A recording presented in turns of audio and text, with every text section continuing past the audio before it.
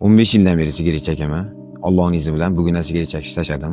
Nimaga Allohning izni bilan deyotganimni videoni oxirigacha ko'rib tursanglar tushuntirib beraman. Mana shu zaharni men kuniga 20 ming so'mdan sotib olardim. Keyin o'ylab qoldim. Nimaga men o'zimni sog'lig'imni yo'qotish hisobiga birovga 20 ming so'm to'lashim kerak? Nimaga men bilib turib o'zim umrimni qisqartirishga sabab bo'layotgan narsaga 20 ming so'mdan kuniga investitsiya qilishim kerak? Nima sababdan men sog'lig'imni yo'qotish hisobiga u boyib ketish kerak? Shunaqa fikrlar hayolimda aylanurdi va men bugun qaror qildim, sigara chekishni tashlayman deb. Videoni boshida aytganimdek, nimaga Allohning izni bilan sigara chekishni tashladim dedim. Xo'p, buni sababi 2022-yil ham sigara chekishni tashlaganman, rovni 1 yil chekmaganman.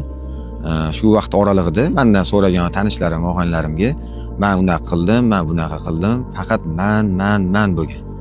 Vaholanki men Allohning izni bilan bu yomon odatimdan qutulgan edim. Bu gapim bilan nima demoqchiman? O'zidan so'ranglar, duo qilinglar. Alloh qodir qilmasa, biz hech narsaga erisha olmaymiz. Shuni unutmanglar demoqchi edim. Aytmoqchi bo'lgan gaplarim shular edi.